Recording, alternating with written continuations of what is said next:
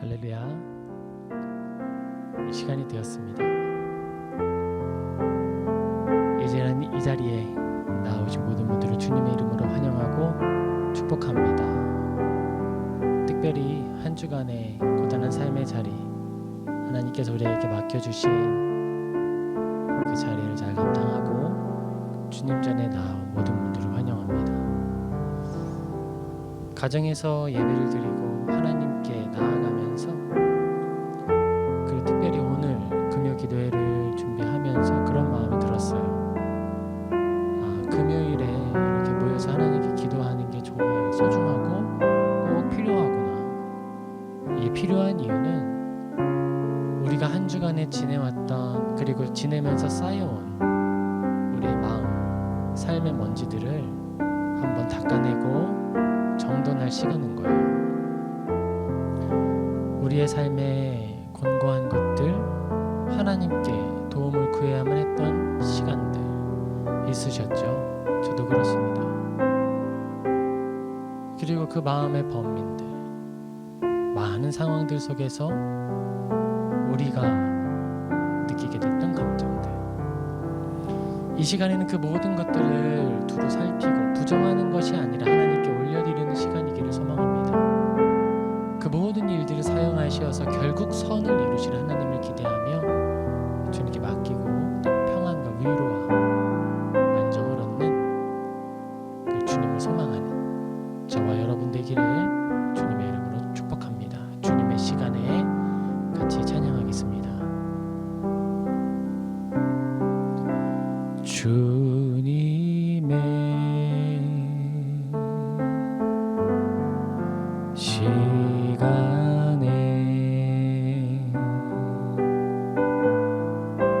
그의 뜻 이루어지리 기다려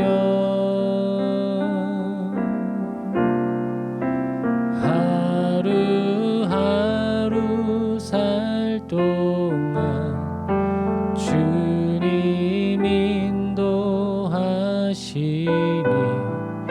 주 뜻 이룰 때까지 기다려 그때를 기다려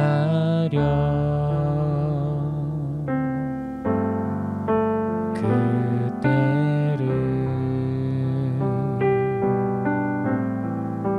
그의 뜻 이루어지리 기다려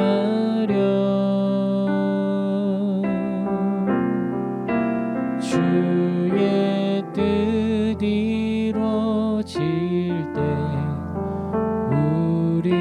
우리들의 모든 것 아름답게 변하리 기다려. 다시 고백합니다. 주님의 시간에 주님의 시간에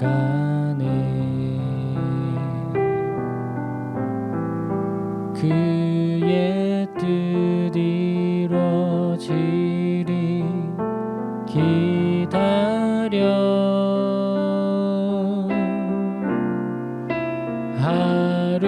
하루하루 살 동안 주님 인도하시니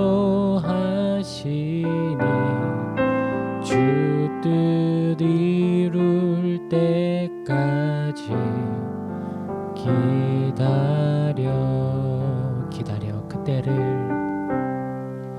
기다려 그때를 그의 뜻 이루어지리 기다려 주의 뜻 이루어질 때 우리들의 모든 것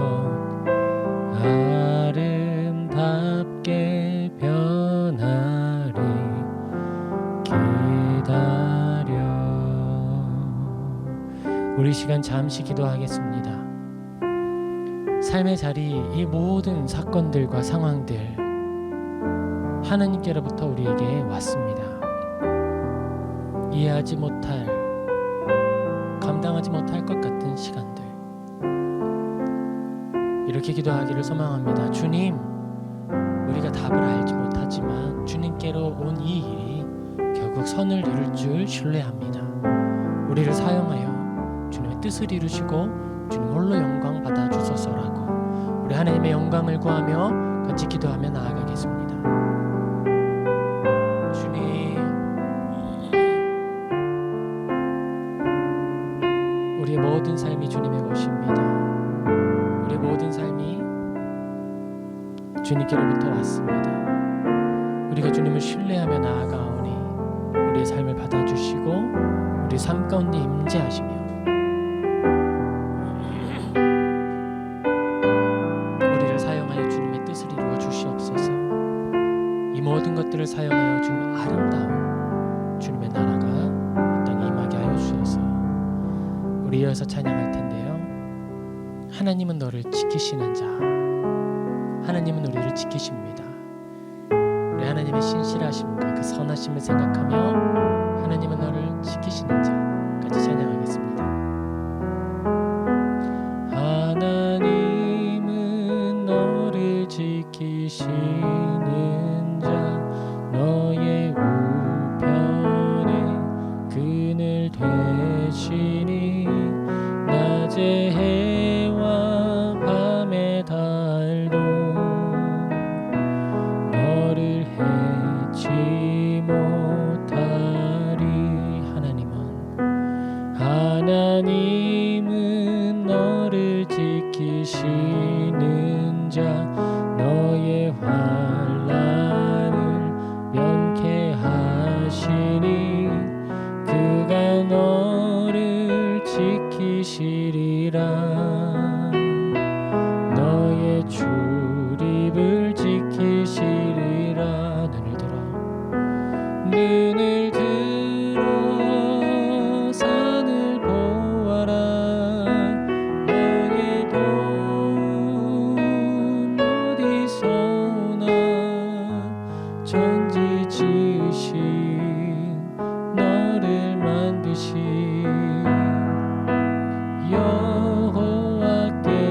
여호와께로다. 하나님은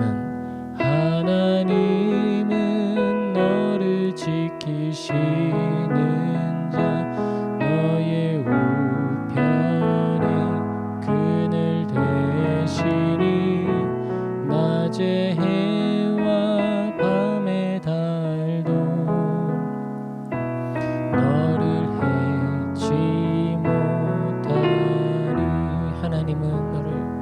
하나님은 너를 지키시는 자, 너의 환난을 면케하시니 그가 너를 지키시리라. 너의 출입을 지키시리라. 눈을 들어 산을 보아라. 너의 도움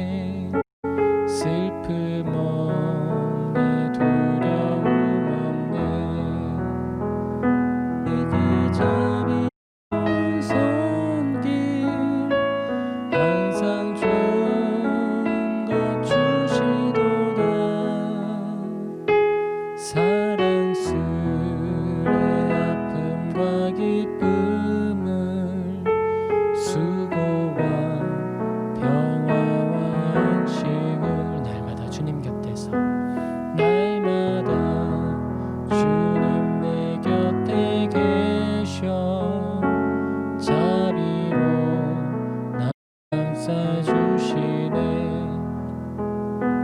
주님 앞에 이 몸을 맡길 때 힘주시네 위로함 주네 어린 나를 품에 안으시사 항상 평안함 주시도다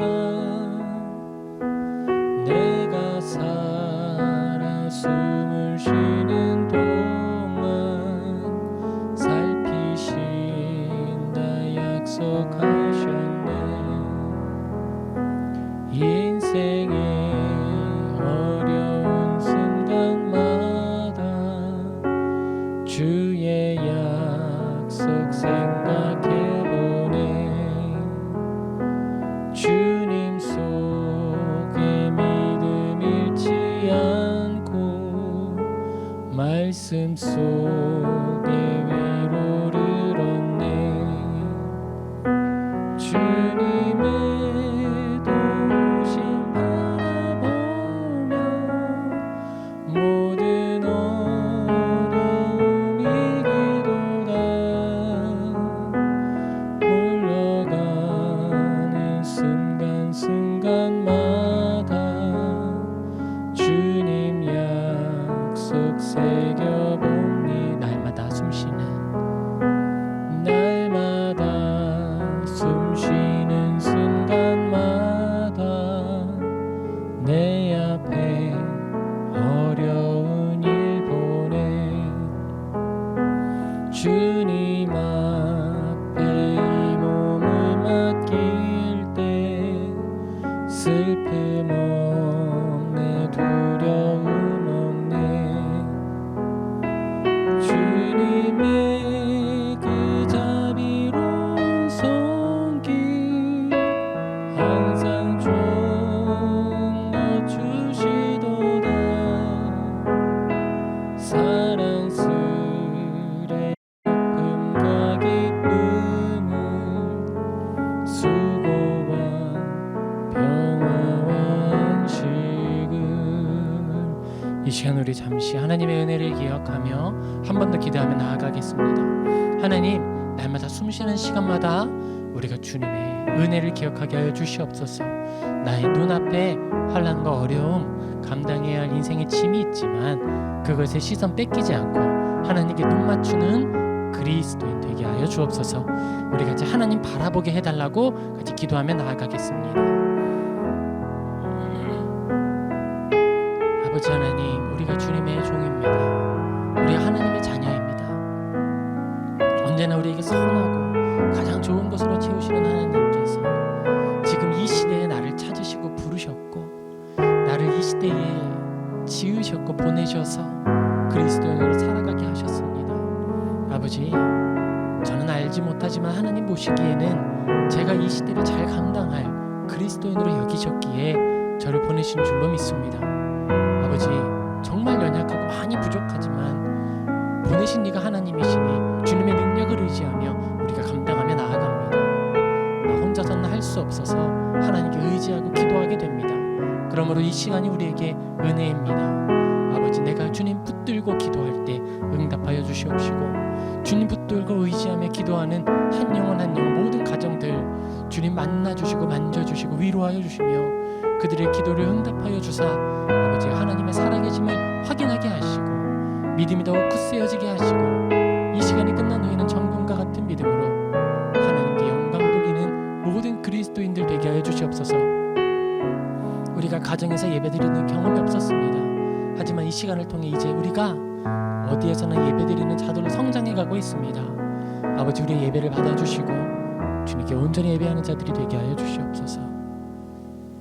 우리 이어서 당신은 영광의 왕 찬양하겠습니다.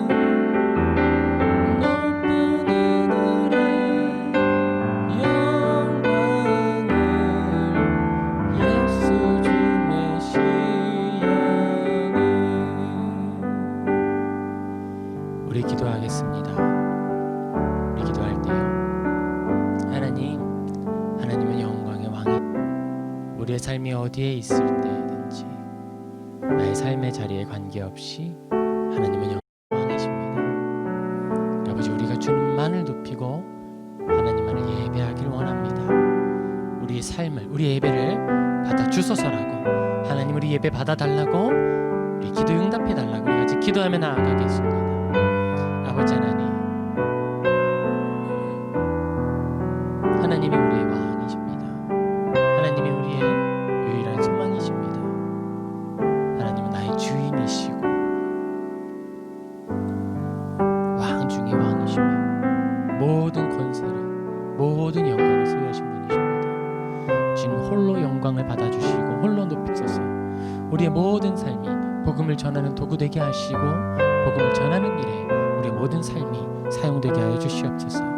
아버지, 복음 전하는 자 입술로 전할 때 능력 있게 복음이 전달되게 하여 주시고, 복음 전하는 자 삶으로 주님을 드러낼 때 어두운 세상에 한 줄기 빛 되어 주님의 모습을 드러내고 하나님께 높이 영광 돌리는 모든 그리스도인 되게 하여 주시옵소서. 주님께 맡기며 예수님의 이름으로 기도합니다. 아멘.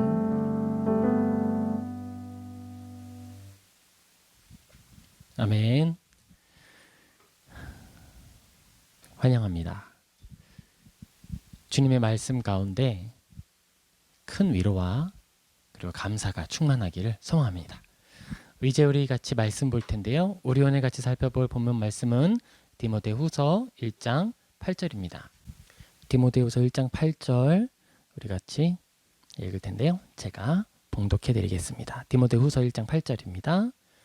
그러므로 너는 내가 우리 주를 증언함과 또는 주를 위하여 갇힌 자 된 나를 부끄러워하지 말고 오직 하나님의 능력을 따라 복음과 함께 고난을 받으라. 우리 시간 복음적 현실주의라는 제목으로 우리가 성경 디모데후서는 바울이 기록했죠. 바울이 기록했는데요. 바울이 어떤 상황에서 기록을 했을까요?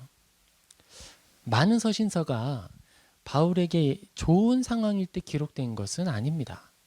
바울은 좋은 상황일 때 뭘 했을까요? 바울에게 좋은 환경과 건강, 자유가 네, 바울에게 자유가 있고 건강이 있고 그리고 그가 마음껏 행할 좋은 환경이 주어졌을 때 바울은 선교 여행을 떠났습니다. 복음을 들고 아무것도 의지할 것 없고 그를 알지 못하는 사람들을 향해 나아간 거예요. 바울은 유명한 사람이었습니다.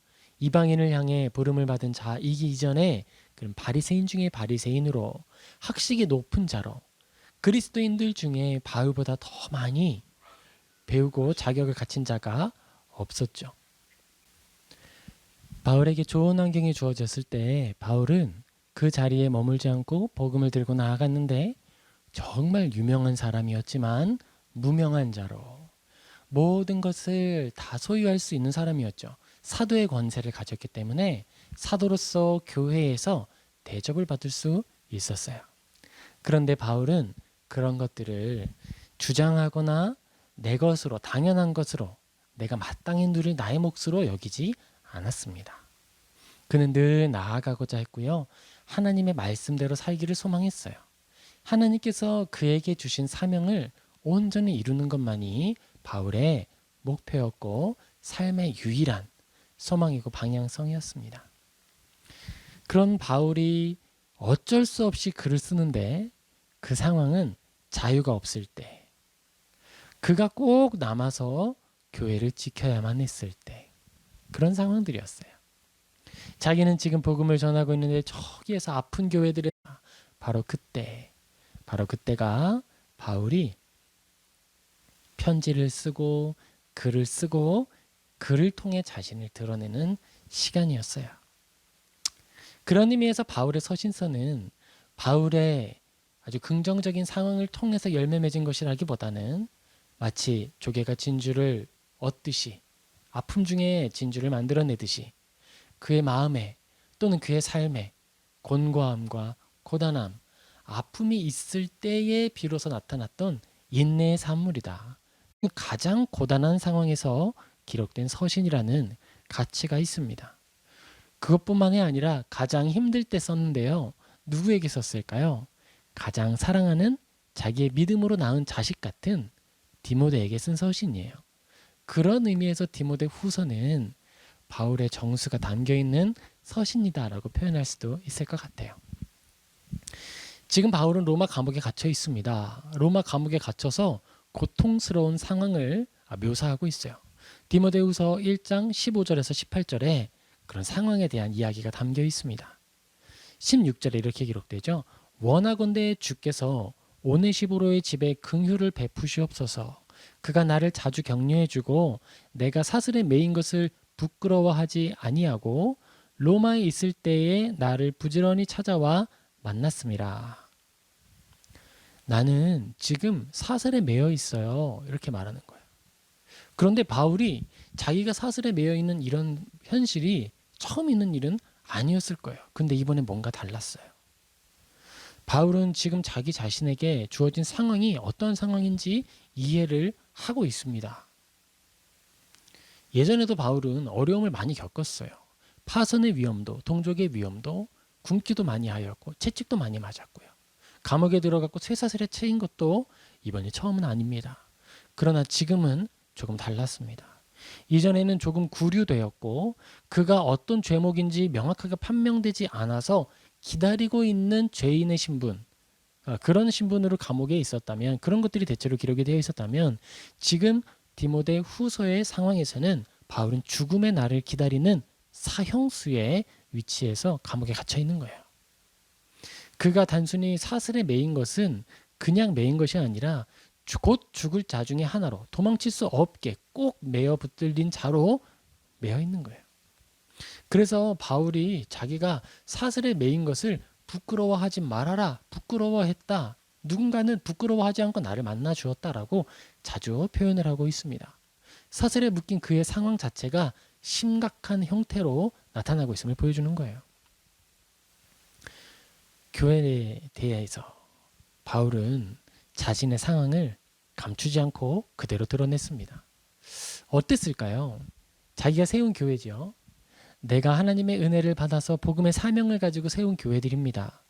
그런 교회들에게 내가 어떤 모습으로 드러나는 게 가장 좋을까요? 하나님 안에서 쓰임받는 모습 아닐까요? 하나님의 종으로 영광을 돌리고 또 떳떳하게 드러낼 만큼 아름다운 열매들을 다른 교회들에 알려주고 그것으로 격려하는 게 어떻겠어요? 바울에게는 더 큰 기쁨이 되지 않을까요? 글쎄요, 오늘날에도 그렇죠. 자신을 드러내는 일에 열심을 가진 사람들이 있습니다. 그것을 자기가 아무리 힘들어도 견뎌내는 힘으로 삼는 사람들이 많이 있어요. 우리가 다 그렇잖아요. 내가 이걸 해냈어. 내가 힘들었지만 결국 열매 맺었지. 우리는 그렇게 말하기 위해서 또는 그렇게 말을 함으로써 힘을 얻기도 합니다. 그런데 바울은 그런 걸 개의치 않았습니다. 그저 자기에게 주어진 모든 상황들을 담백하게 드러내 밝히고 공공연하게 알리고 그리고 그뿐만 아니라 그 자리로 초대하는 데까지 나아갑니다. 바울이 체험한 복음을 따라 사는 삶, 그건 어떤 삶이었을까? 제가 복음적 현실주의라고 오늘 본문을 딱 살펴보면서 제목을 결정했잖아요. 그 이유가 있습니다.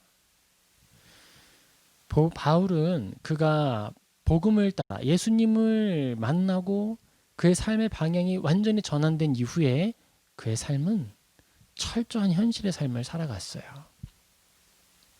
오늘 우리가 생각하듯이 어떤 사람들이 생각하듯이 마구마구 신비한 일들이 나타나고 모세처럼 물이 갈라지고 그런 놀라운 일들과 놀라운 기적으로 물리적인 법칙과 이성적 법칙을 떠나서 초월적으로 무슨 일들이 압도적으로 나타나기도 했지만 바울의 삶을 형통하게 만드는 일로 나타나지를 않았어요. 바울은 명상에 매여 있거나 그를 대접하는 사람들에게 머물지 않았고 새로운 길을 찾아 나섰고 담대히 홀로 나아갔습니다.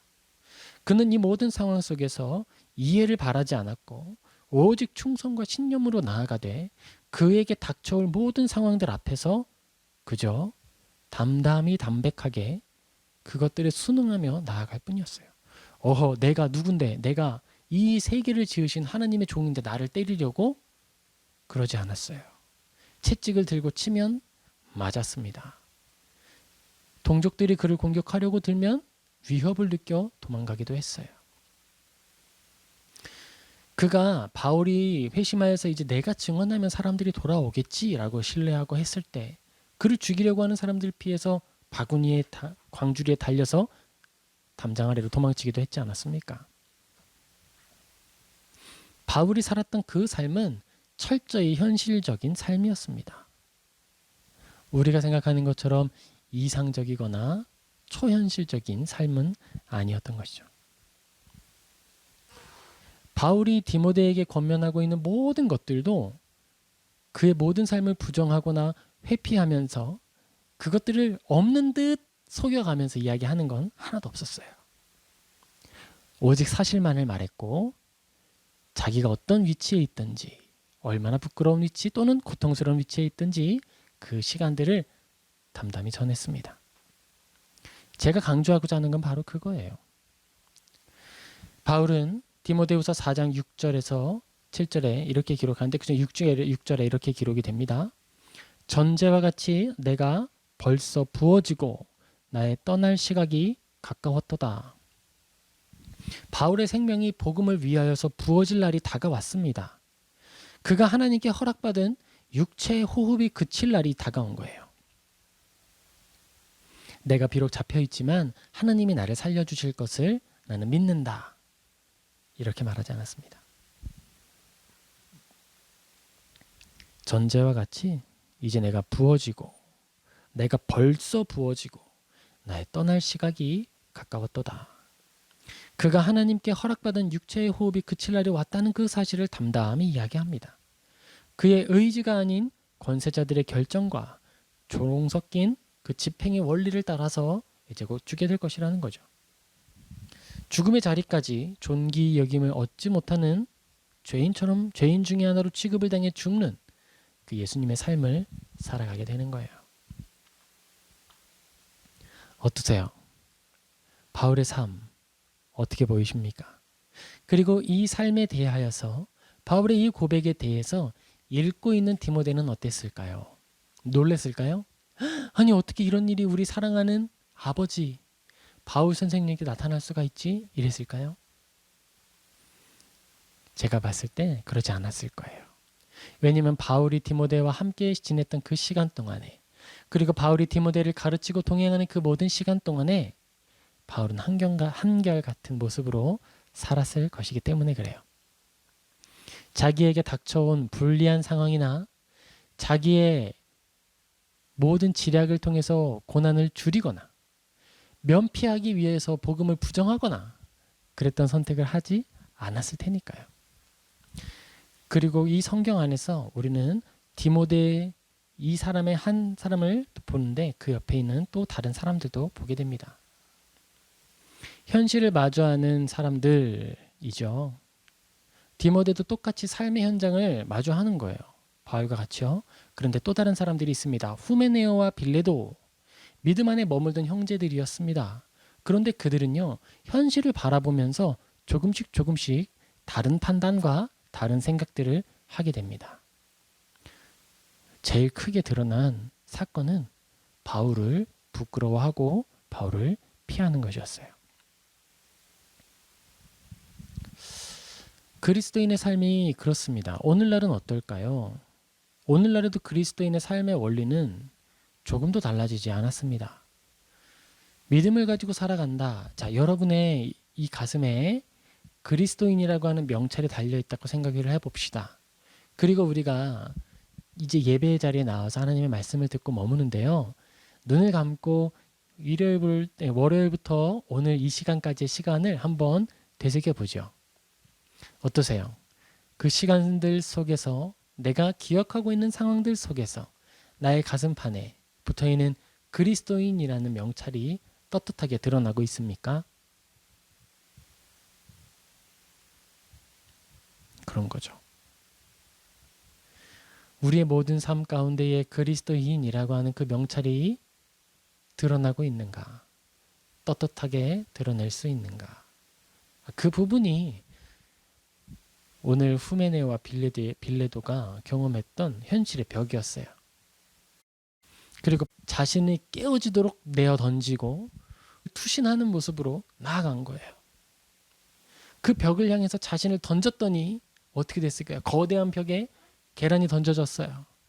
계란이 벽을 부수었을까요? 벽에 계란이 깨져버리고 말았죠. 바울이 살아낸 삶과 바울이 그의 사랑하는 아들 디모데에게 권하는 삶은 이 상황들을 부정하거나 외면하는 것이 아니었습니다. 디모데후서 1장 8절 그러므로 너는 내가 우리 주를 증언함과 또는 주를 위하여 갇힌 자 된 나를 부끄러워하지 말고 오직 하나님의 능력을 따라 복음과 함께 고난을 받으라. 하나씩 살펴볼까요? 갇힌 자 된 나를 부끄러워하지 말아라 라고 말합니다. 후메네오와 빌레도 그리고 칭찬받는 사람 그 차이점은 바울을 부끄러워하느냐 부끄러워하지 아니하고 계속 찾아오느냐 하는 것이었어요.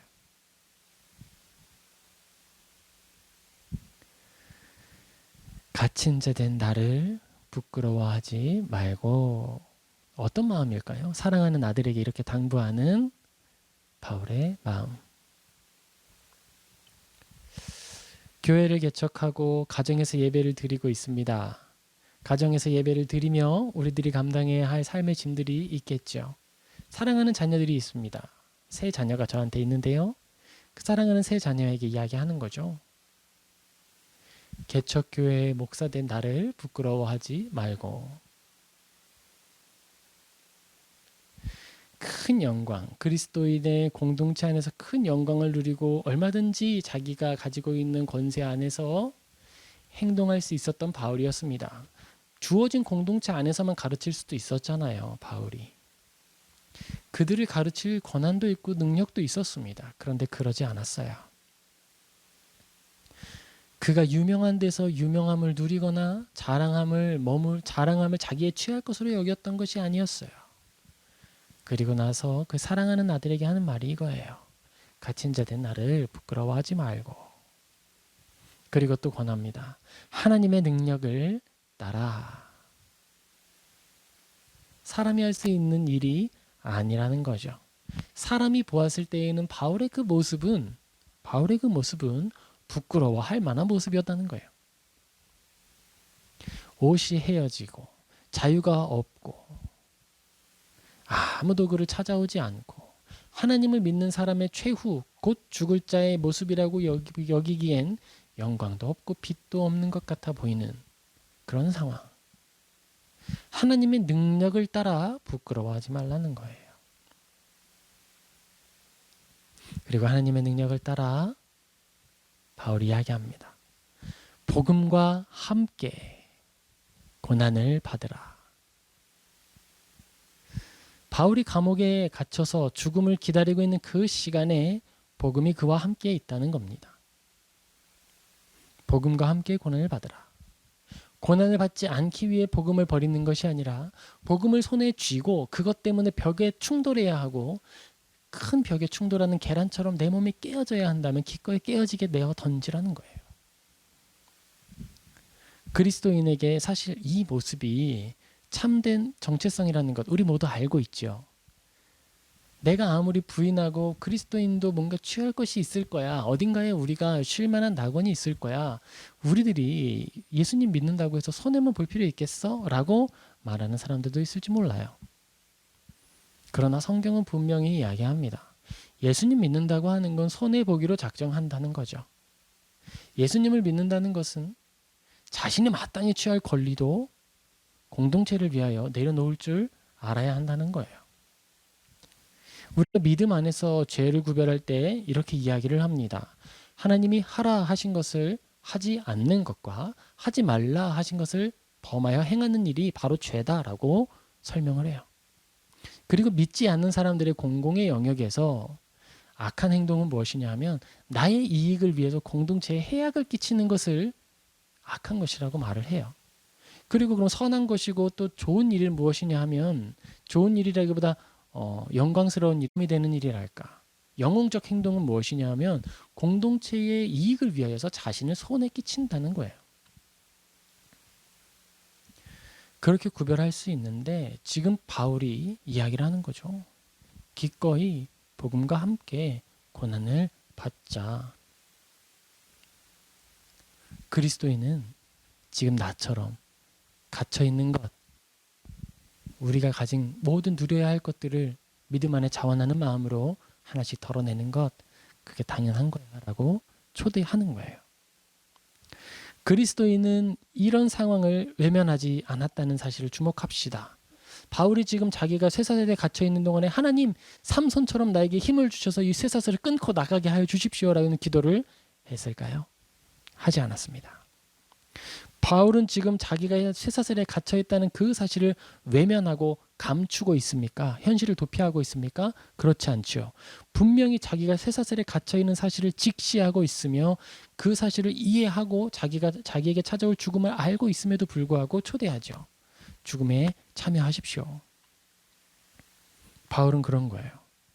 바울은 아주 현실주의적인 사람이었어요. 그런데 복음적 현실주의자였습니다. 그리스도인들은 현실 도피자들이 아니에요. 하나님이 알아서 하시겠지. 그러니까 나는 오늘 아무렇게나 살아야지. 마음껏 취해야지. 게으른 자들이 아닙니다. 오히려 바울은 그의 서신서를 통해서 이렇게 말을 하는 거예요. 게으른 자들이 너희 중에 있다는 소식이 들려오는데 게으른 자들을 권면해서 게으름을 떠나게 하시고 책망하십시오. 바울은 대단한 현실주의자였어요. 그가 모든 권위를 누리고 모든 누릴 것들을 누리게 되면 믿음을 가진 사람들이 그에게 예수님의 향기를 느끼지 못할 것이라는 걸 알고 있었어요. 그래서 더더욱 의도적으로 그는 텐트 메이커의 역할을 감당했습니다. 그가 사도가 아니거나 교회로부터 그의 생활을 위탁받을 자격이 없기 때문은 아니었어요. 다른 사도들은 다 그렇게 했고 그것이 순리였습니다. 다른 사도들은 자신들이 가르치는 일을 하기에 역량이 부족했고 그것을 감당하기에 더 노력해야 할 필요성이 있었어요. 그래서 말하죠. 집사님들을 세우고 우리가 가르치는 일에 전무할 수 있도록 도와주십시오. 우리는 기도와 말씀 가르치는 일에 전무하겠습니다.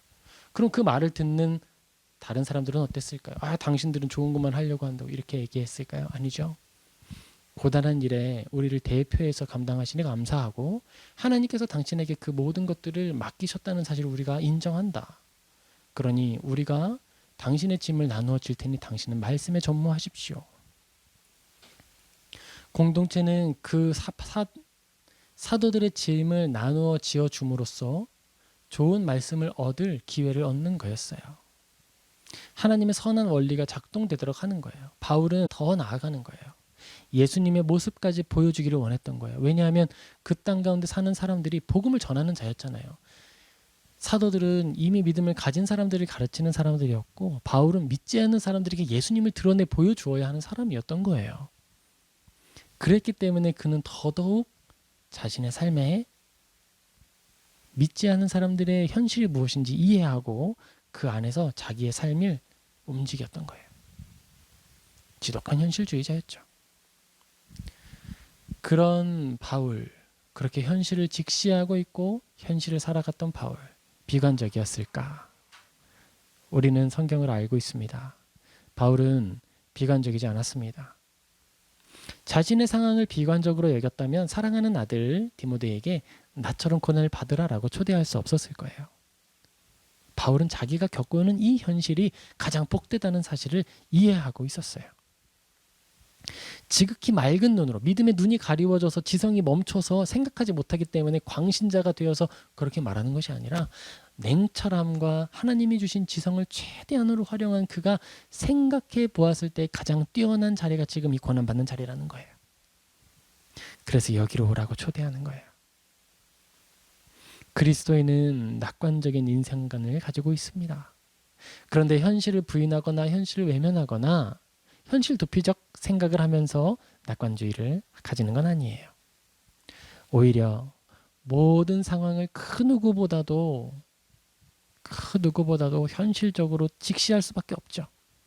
왜냐하면 현실은 누구도 피해가지 않고 우리에게도 닥쳐오니까. 그런데 그 안에서 무엇을 바라보는 거예요?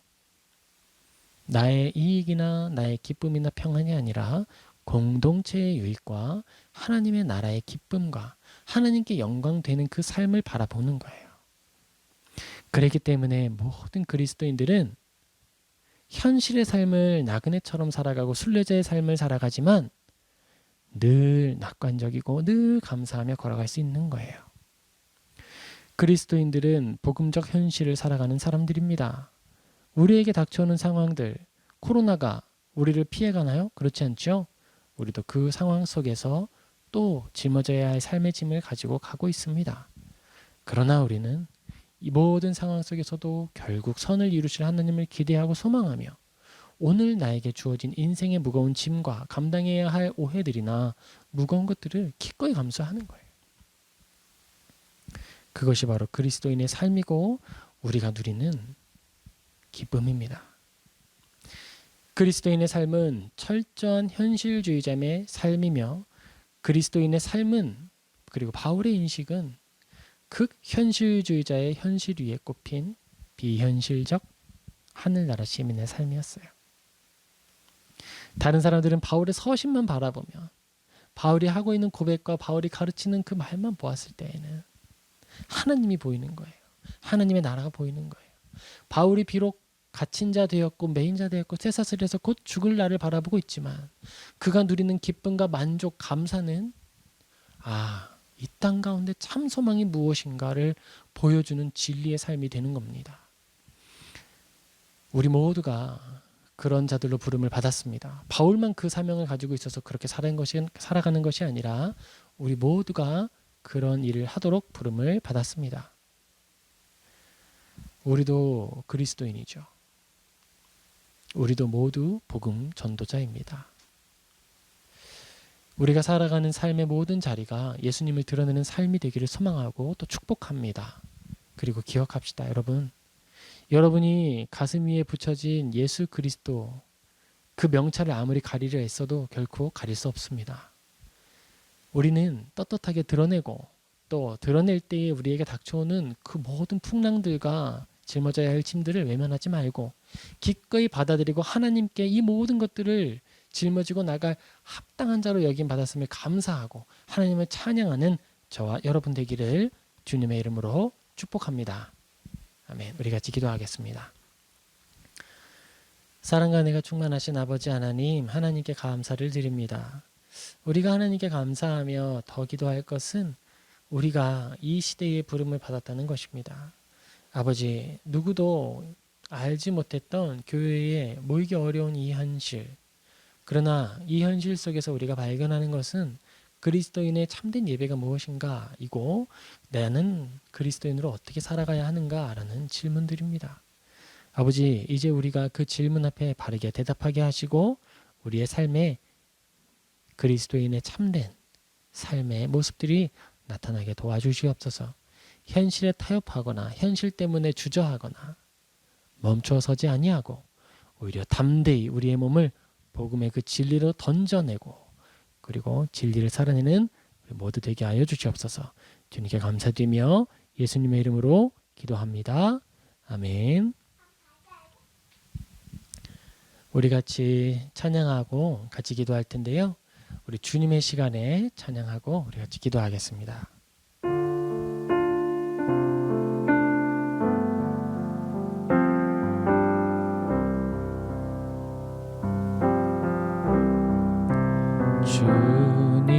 주님의 시간에 그의 뜻 이루어지리 기다려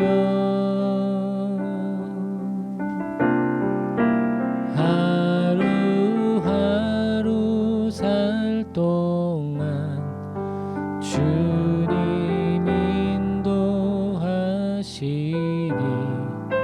주 뜻 이룰 때까지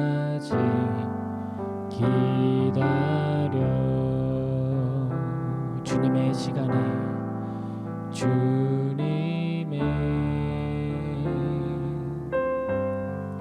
시간에 그의 뜻 이루어지리 기다려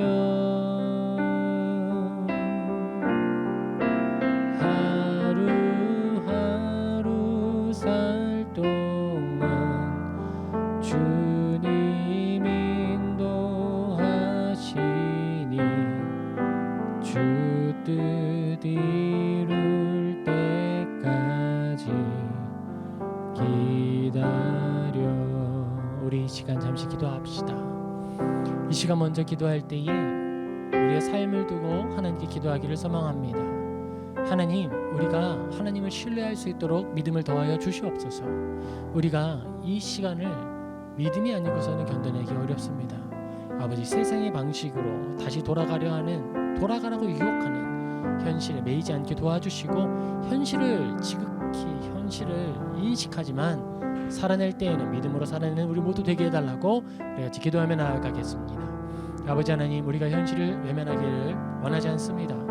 아버지, 우리가 우리에게 주어진 상황들을 외면하거나 부인하기를 원하지 않습니다. 주님께서 주신 지성을 사용하여서 현실을 바라보게 하여 주시옵시고, 바라본 현실을 살아낼 때에는 우리가 가졌던 옛 본성대로 살아가는 것이 아니라 하나님을 믿는 믿음을 가지고 살아갈 수 있도록 도와주시옵소서. 아버지, 예전에는 우리가 삶의 모든 상황들을 세상의 방식으로 해결하고 세상의 방식 속에서 살아낼 궁리를 했지만, 아버지, 이제는 우리가 믿음 안에서 말씀으로 살아내고 말씀을 실행하여 주님이 일하심을 바라보게 하여 주시옵소서. 우리가 증인으로 부름을 받았습니다. 아버지, 우리가 증인인데 이제 내 삶에 정말 그 증인된 삶의 흔적들 한번 나타나게 해 주시옵소서. 우리가 진정으로 믿음의 증인으로 살아가기를 소망합니다. 믿음대로 살아야 증인이 되겠습니다. 아버지, 우리가 결단하오니 믿음으로 살아갈 때 주님 일하심을 바라보게 하시고, 우리가 옥에 갇힐 때에나 또 갇힌 자처럼 답답한 상황 속에 어떤 해결도 기대할 수 없을 때라도 바울이 누렸던 그 마음의 평안함을 누리게 하시고, 바울이 바라보았던 천국의 그 소망을 바라보게 하시고, 하나님께서 일하신다는 그 사실로부터 큰 위로, 나의 모든 상황을 이겨내는 그 큰 위로를 우리도 발견하고 알고 누리는 그리스도인 되게 하여 주시옵소서. 아버지, 우리 모두의 기도에 응답하여 주시옵소서. 우리 이어서 또 기도하기를 소망합니다. 우리 이어서 기도할 때에는요, 우리 코로나19로 고생하고 있는 사람들이 우리 주위에 계속 돌아가고 있습니다. 코로나19로 병상이 없어서 대기하고 있는 분들이 있습니다. 얼마나 무서울까요? 얼마나 두려울까요? 우리 그분들을 위해 기도합시다. 방 안에서 피해를 줄까봐 나가지도 못하고 그 안에서 감당해야 하는 사람들, 마치 바울이 갇혀 있었던 것처럼 그 집이 가장 평안하고 쉼이 되어야 하는 그 집이 감옥처럼 떠나지 못할 곳이 되어서 언제 여기서 나아갈 수 있을지, 혹시 내 건강이 더 어려워지지는 않을지 염려하고 있을 우리 사랑하는 이웃들을 위해서 기도할 때에 주님, 그들을 위로하여 주시옵시고 우리 가운데 백신을 허락하여 주시옵소서. 아버지, 속히 그 병상에 머물고 있는 분들이 많게 되어서 떠나게 하시고, 또 치료를 받아야 하는 사람들이 치료를 받을 수 있게 도와주시고, 그들이 잘 치유되어서 이 어려운 날, 이 어려움을 오래 겪지 않을 수 있도록 도와달라고 우리 이웃을 위하여서 우리 마음을 담아 기도하겠습니다. 아버지 하나님, 우리 사랑하는 이웃들을 위하여서 기도합니다. 아버지, 코로나19가 계속 확산되고 있기에 아버지, 정말 병원에 가야 하지만 가지 못하는 이들이 자꾸 늘어가고 있습니다. 아버지, 이제는 우리가 병원에 자리가 없어서 병원 그 앞에 공간을 마련하여서 땅바닥이 보이는 자리에 병상을 놓고 사람들을 입원시키고 있다고 합니다. 아버지 하나님, 그리고 중증 환자들, 그들에게 꼭 필요한 에크모 장치들도 정말, 그리고 그들을 돌봐줄 의료진의 성기가 노력도 정말 필요합니다. 아버지, 이제는 우리가 공동체를 위하여 우리를 조금씩 내려놓고 비워내며 우리 모두를 함께 살아가게 하는 그런 건전한 공동체 되게 하여 주시옵소서.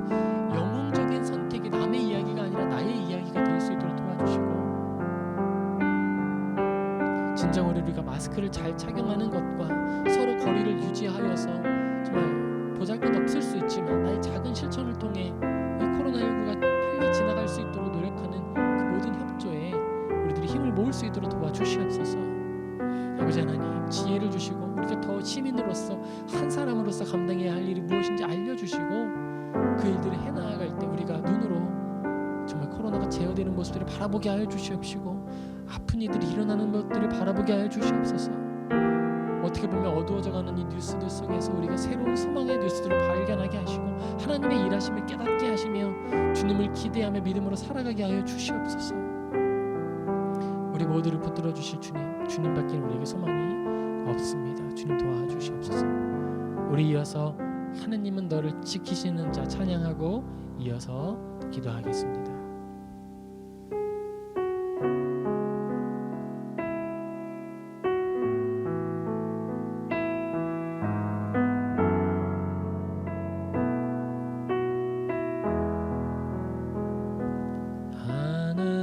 하나님은 너를 지키시는 자 너의 우편에 그늘 대시니 낮에 해와 밤의 달도 너를 해치 못하리. 하나님은 너를 지키시는 자 너의 환난은 면케하시니 그가 너를 지키시리라. 너의 출입을 지키시리라. 눈을 들어 산을 보아라. 너의 도움 어디서나 천지 지으신 너를 만드신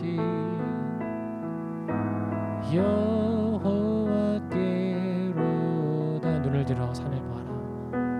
눈을 들어 산을 보아라.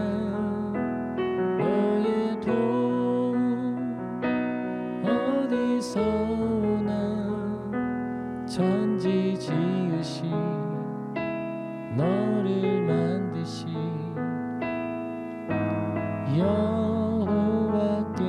여호와께로다.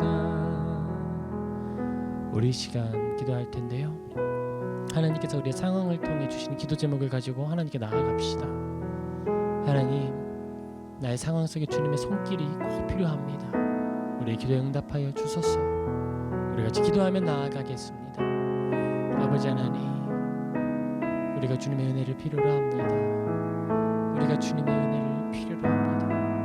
우리를 붙들어 주시고 우리가 주님의 은혜 가운데 온전히 머물러 살게 하여 주시옵소서. 주님, 아버지 하나님, 특별히 우리 사업체를 지켜주시고 많은 수고로 이 나라에 그리고 자신의 생계를 위하여 수고하는 많은 이들을 붙들어 주시옵소서. 위축된 경제가 하루빨리 살아날 수 있도록 도와주시옵시고 우리들의 이 관계, 만나지 못하는 시간을 통해 우리가 감당해야 하는 재정적 손실이 우리 모두의 함께 짊어져야 할 짐으로 이해하고 협력하고 나누며 돌봄으로 온전히 연보하여서 진정으로 사랑을 꽃피우는 아름다운 나라 되게 하여 주시옵시고 아름다운 교회 공동체 되게 하여 주시옵시고 아름다운 그리스도인의 삶이 되게 하여 주시옵소서. 우리가 하나님을 믿는다는 그 믿음을 가지고 살아가고 나아갑니다. 우리의 욕심대로 살아가는 것이 아니라 주님의 뜻을 이루며 주님의 나라를 온전히 드러내며 살아가게 하여 주시옵소서. 이 모든 것 우리의 주인이시고 이 땅을 지으신 전능하신 하나님 그 아들 예수 그리스도의 이름으로 간절히 기도드립니다. 아멘.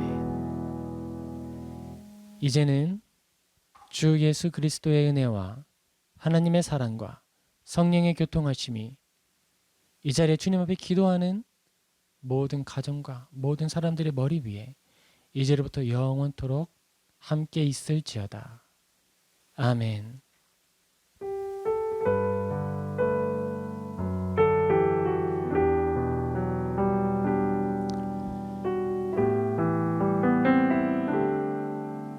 이 시간 함께 기도한 모든 분들 주님께서 응답으로 함께하여 주시길 축복합니다. 우리 기도회는 여기서 마치고요. 우리 각자 마음을 구별하고 또 우리의 기도를 제목을 가지고 골방에서 주님과 은밀히 만나 기도하는 저와 여러분 되기를 소망합니다. 그러면 우리 각자의 기도의 자리로 나아가겠습니다. 감사합니다.